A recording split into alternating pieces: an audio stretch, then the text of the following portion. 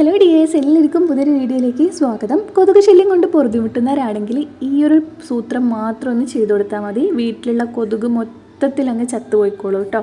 അപ്പോൾ അതെന്താണെന്നൊക്കെ നമുക്ക് നോക്കാം. ഗുഡ് നൈറ്റ് പോലെയുള്ള കെമിക്കൽസ് ഒന്നും ഉപയോഗിക്കാതെ തന്നെ നമുക്ക് എളുപ്പത്തിൽ കൊതുകിനെ ഓടിക്കാൻ പറ്റിയിട്ടുള്ള ഒരു അടിപൊളി ടിപ്പാണ് കേട്ടോ. അതിന് വേണ്ടിയിട്ട് നമുക്ക് ആവശ്യമായിട്ടുള്ളത് തുളസീൻ്റെ ഇലയും അതേപോലെ തന്നെ ആര്യവേപ്പിലയും കൂടിയാണ് കേട്ടോ. ഇത് രണ്ടും കൂടെ നന്നായിട്ടൊന്ന് ചതച്ചെടുക്കണം. ഇടികല്ലിൽ ഇട്ടിട്ടോ അല്ലെങ്കിൽ മിക്സിയിൽ ഇട്ടിട്ടോ ഒന്ന് ചതച്ചെടുക്കുക കേട്ടോ. നല്ല ഫൈനായിട്ട് ഇങ്ങനെ അരഞ്ഞു പോവാതെ ചതച്ചെടുത്താൽ മാത്രം മതി. അതേപോലെ തന്നെ ഗുഡ് നൈറ്റ് പോലെയുള്ളതും അതേപോലെ തന്നെ ഇപ്പം പല വിധത്തിലുള്ള കൊതുക് തിരികളൊക്കെ നമ്മളെ മാർക്കറ്റിലൊക്കെ അവൈലബിൾ ആണ്. അതൊന്നും ഉപയോഗിക്കാതെ നമുക്ക് ഈ ഒരു വീട്ടിലുള്ള ഇതാണ് സാധനങ്ങൾ വെച്ചിട്ട് കൊതുകിനെ നമുക്ക് ഓടിക്കാൻ വേണ്ടിയിട്ട് പറ്റും കേട്ടോ. അപ്പം ഇതെങ്ങനെയാണ് ഉണ്ടാക്കുക നോക്കാം. 100% വർക്കിംഗ് ആണ്. കുട്ടികളൊക്കെ ഉള്ളയിടത്തിൽ നമുക്ക് ധൈര്യമായിട്ട് ഇത് പുകയ്ക്കുക കേട്ടോ. ഒരു സൈഡ് എഫക്റ്റും കാര്യങ്ങളും ഒന്നും ഉണ്ടാവില്ല. അത്രയ്ക്കും എഫക്റ്റീവായിട്ടുള്ള ഒരു സാധനം തന്നെയാണ് കേട്ടോ. ഇത് പണ്ട് കാലത്തൊക്കെ വീടുകളിലൊക്കെ ഇങ്ങനെയാണ് ചെയ്തിട്ടുണ്ടായിരുന്നത്. എൻ്റെ അമ്മൂമ്മ പറഞ്ഞു തന്ന ഒരു സൂത്രമാണ് കേട്ടോ ഇത്. അപ്പം നമ്മൾ പുകയ്ക്കുന്ന ചട്ടിയോ എന്ത് പാത്രമായാലും അതിലേക്ക് കുറച്ച് ചകിരീൻ്റെ തുമ്പ് എടുത്തിടുക. അതിനുശേഷം നമ്മൾ ചതച്ച് വെച്ചിട്ടുള്ള ഈ ഒരു തുളസീൻ്റെ ഇലയും അതേപോലെ തന്നെ ആര്യവേപ്പിലയും കൂടെ ഈ ഒരു ഇതിനകത്തേക്ക് വിതറിയിട്ട് കൊടുക്കുക കേട്ടോ. എല്ലാ രീതിയിലും ലടുക്കലും എത്തുന്ന രീതിയിൽ വിതറിയിട്ട് കൊടുക്കുക.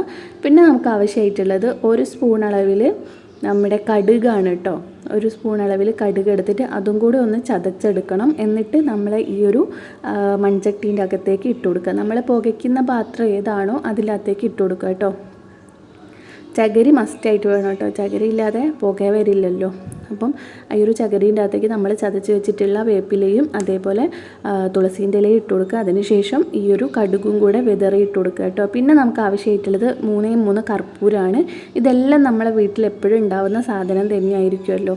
അപ്പം 5 പൈസ കൊടുത്തിട്ട് പുറത്തുനിന്ന് വാങ്ങേണ്ട ഒരു സാധനമില്ല. നമ്മളെ വീട്ടിലുള്ള ഏതാനും സാധനങ്ങൾ വെച്ചിട്ട് തന്നെ നമുക്ക് ഈ ഒരു കൊതുകിനെ ഓടിക്കാൻ വേണ്ടിയിട്ട് പറ്റുന്നതാണ്. പിന്നെ വേണ്ടത് കുറച്ച് പെരിഞ്ജീരകം പൊടിച്ചിട്ടുള്ളതാണ് കേട്ടോ. അപ്പം പെരിഞ്ജീരകം പൊടിച്ചിട്ടുള്ളതും കൂടെ കുറച്ച് ഇതിൻ്റെ മുകളിലേക്കായിട്ട് ഇട്ട് കൊടുക്കുക. നമ്മൾ രാത്രി സമയത്ത് ഉറങ്ങാൻ പോകുന്നതിൻ്റെ മുമ്പ് കുഞ്ഞുങ്ങളൊക്കെ കിടത്തുന്ന റൂമൊക്കെ ആണെങ്കിൽ അതിൻ്റെ അകത്ത് അവരെ കിടത്തുന്നതിന് മുമ്പായിട്ടൊന്ന് പുകച്ചു കൊടുക്കുക.